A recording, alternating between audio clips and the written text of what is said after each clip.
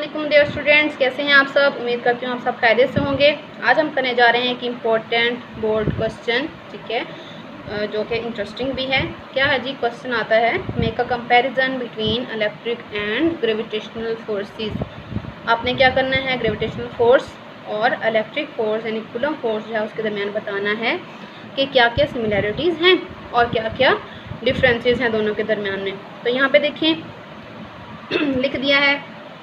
सबसे पहले हम सिमिलरिटीज़ या इनके जो डिफरेंसेस हैं उनको कंसिडर करेंगे और बाद में हम जो है इनके सिमिलरिटीज़ जो हैं वो फाइंड करेंगे। तो सबसे पहले इलेक्ट्रिक फोर्स लिखा हुआ है जी एक साइड, और ग्रेविटेशनल फोर्स पेपर में भी आपने एज इट इज़ इसी तरह से लिखना है, ठीक है। कंपैरिजन हमेशा ऐसे करते होते हैं। तो सबसे पहले चलते हैं हम फार्मूला पे।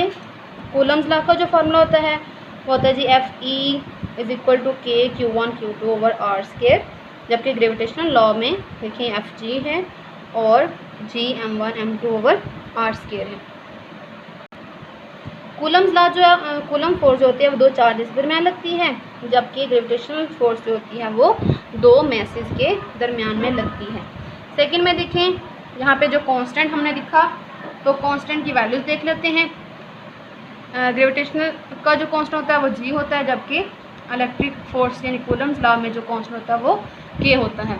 तो K की वैल्यू क्या होती है जी, 9 × 10⁹ न्यूटन मीटर स्क्वायर पर कूलम स्क्वायर, जबकि G की वैल्यू जो होती है 6.6367 × 10⁻11 न्यूटन मीटर स्क्वायर पर कूलम स्क्वायर। तो यहाँ से आप देख सकते हैं कि ये एक पॉजिटिव टर्म में आ रही है आंसर, एक्सपोनेंट में पॉजिटिव टर्म है और यहाँ पे एक्सपोनेंट में नेगेटिव टर्म है।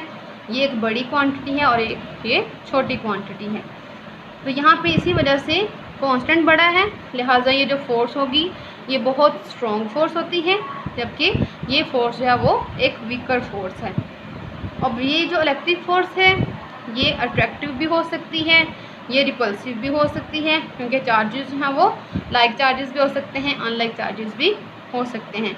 जबकि ग्रेविटेशनल फोर्स जो है वो मैसेज के दरमियान लगती है और मैसेज पे कोई चार्ज नहीं होता, ठीक है।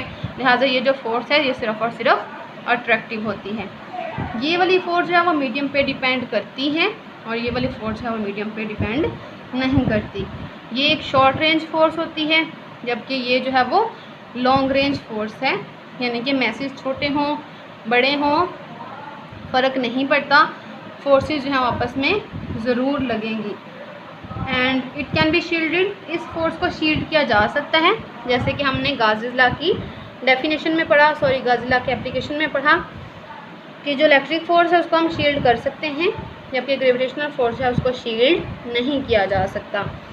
नेक्स्ट है जी, इट इज़ चार्ज डिपेंडेंट, ये चार्ज पे डिपेंड कर रही है, ये चार्ज के दरमियान लगने वाली फोर्स है, जबकि ये वाली फोर्स जो है वो मैसेज के दरमियान होती है, लिहाजा ये मैस डिपेंडेंट है।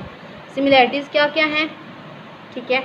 सिमिलैरिटी मतलब वो किस तरह से सेम हैं। दोनों फोर्सेस जो फोर्सेस हैं ये कंजर्वेटिव फोर्स हैं।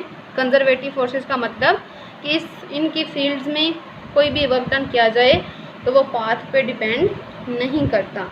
दोनों फोर्सेस जो हैं वो इन्वर्स स्क्वायर लॉ जो है उसको होल्ड करती हैं, क्योंकि दोनों फोर्सेस जो हैं वो आर स्क्वायर के इन्वर्सली वेरी कर रहे हैं। रिलेशन में भी आप दे सकते हैं तो ये भी डिस्टेंस के स्क्वायर की इन्वर्सली वेरी करती है और ये भी डिस्टेंस के स्क्वायर के इन्वर्सली वेरी करती हैं। बोथ ओबे सुपरपोजिशन प्रिंसिपल।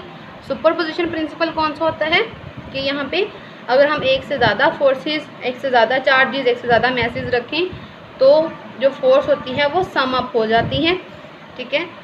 तो इसलिए हम कह सकते हैं बोथ ओबे सुपरपोजिशन प्रिंसिपल। तो उम्मीद करती हूँ आप ये क्वेश्चन बहुत अच्छे से अटैम्प्ट कर पाएंगे। आज के लेक्चर के बाद अपना ख्याल रखिएगा। अल्लाह हाफिज़।